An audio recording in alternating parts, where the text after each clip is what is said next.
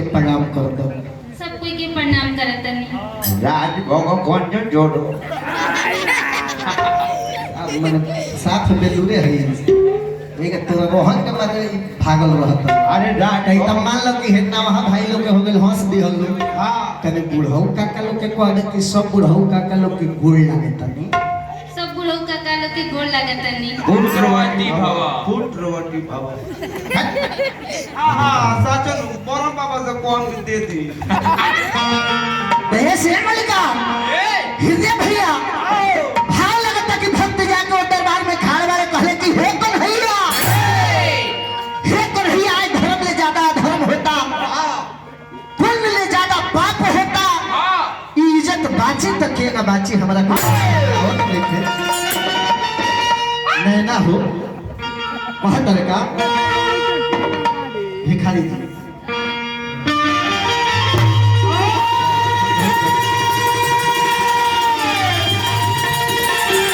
भैया और की रक्षा करो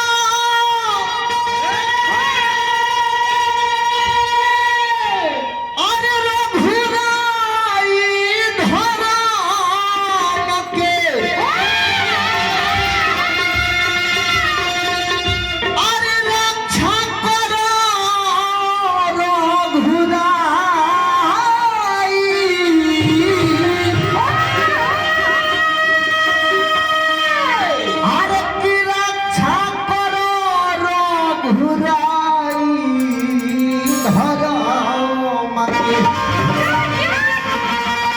अरे रक्षा करो रघु धर्म के रक्षा करो रघुराई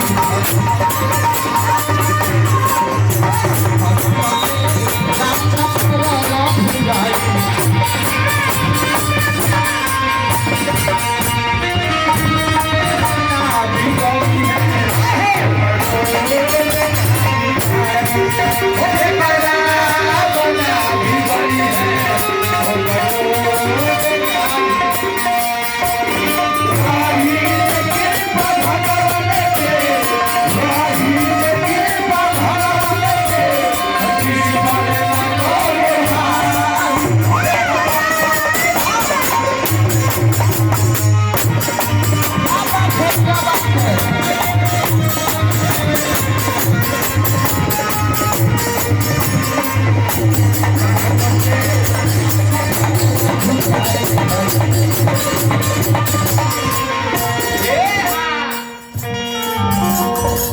ये नहीं ना भाव लगता है हिंदी भैया कि धर्म सबसे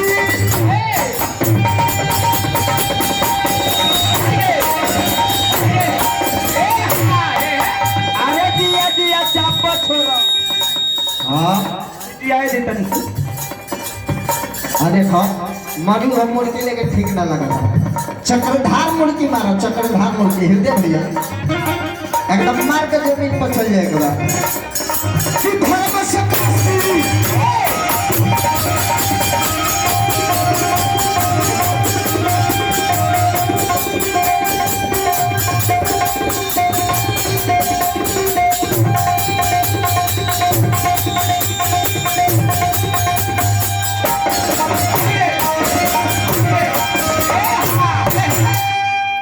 बाबा क्या बात है ये बात है कि धर्म सबसे है तया धर्म अब कुछ करना उपाय रघु अब कुछ करना उपाय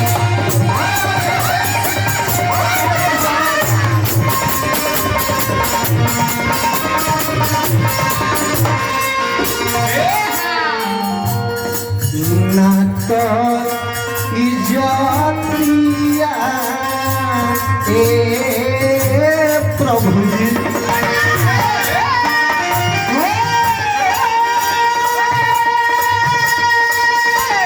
आई हमारा परमादरणीय अशोक चाचा जी बहुत बहुत रुपया पुरस्कार देने नैना के भी पुरस्कार मिलल हमने के छोट भाई राजकुमार जी बहुत बहुत पुरस्कार देने खुशी रहा अपना भोलेनाथ से रही तो ये जी के आत्मा के शांति खातिर भोलेनाथ से प्रार्थना की जाए कहाँ के आत्मा के शांति मिलो। पैसा ली पैसा।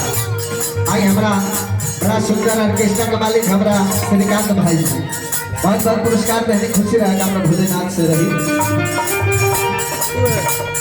अरे किनाता की जातिया कृष्णा भैया देवी हो। आई हमारा परमादरणीय बड़ भैया हटी के कृष्णा भैया बहुत बहुत रुपया का पुरस्कार देती नहीं ना ध्यान दे रही। फुलवारी हो फुलवारी। अरे फुलवारी का हमने कम माली भैया।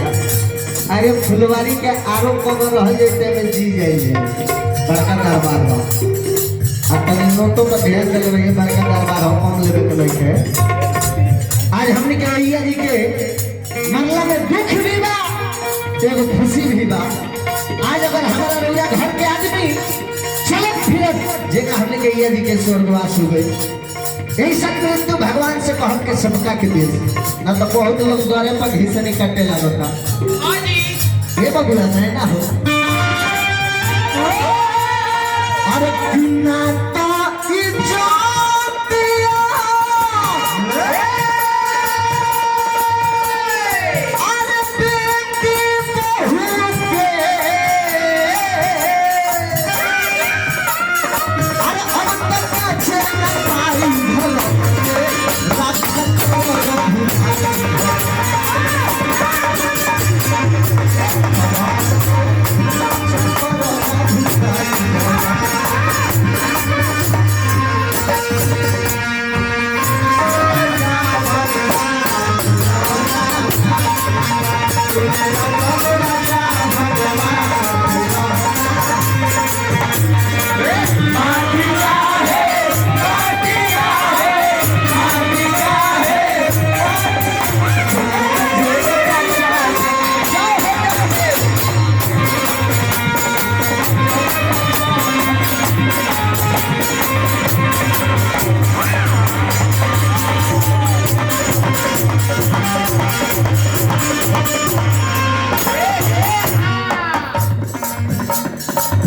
आई हमारा परमादरणीय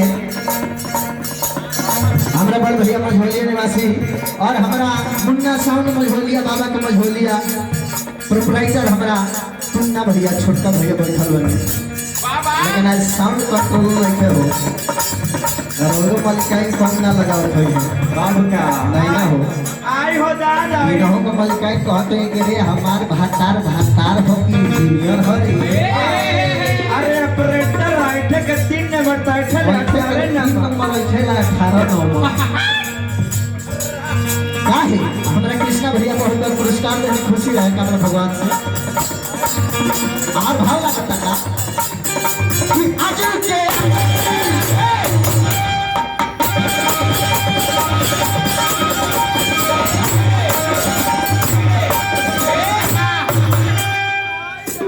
अरे भाई तकी धवा अभी धवा पकाल ना खाली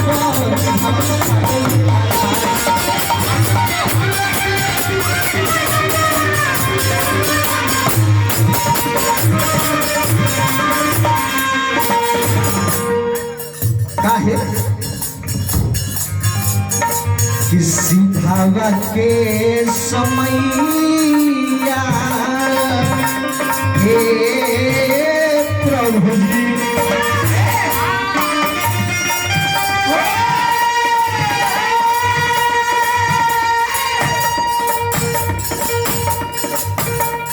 अरे सीधावा के समैया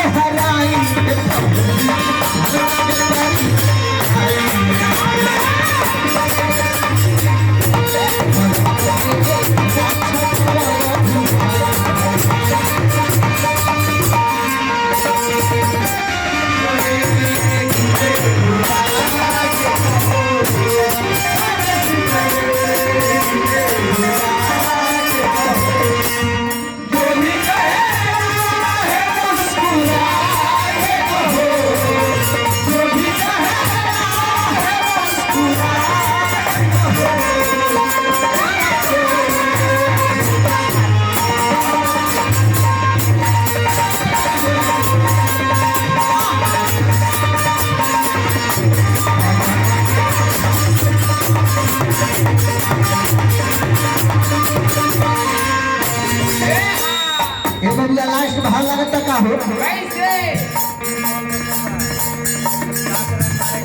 लास्ट भाव लगता का कि कौन सा दुशासन अरे चलता वे शासन अब कैसे इज्जत बचाई प्रभु जी अब कैसे इज्जत बचाई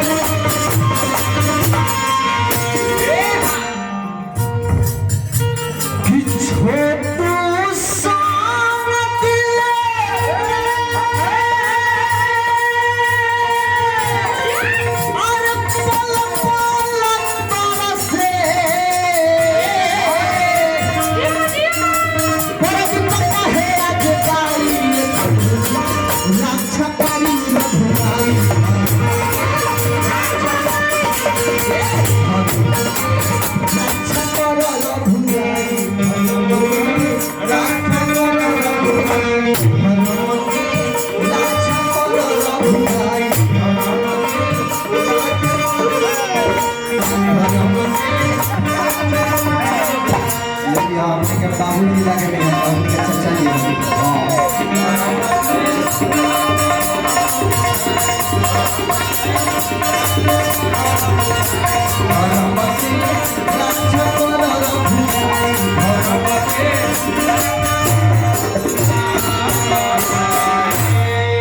आई हमारा परमादरणीय बड़ भैया हमने को ओमकार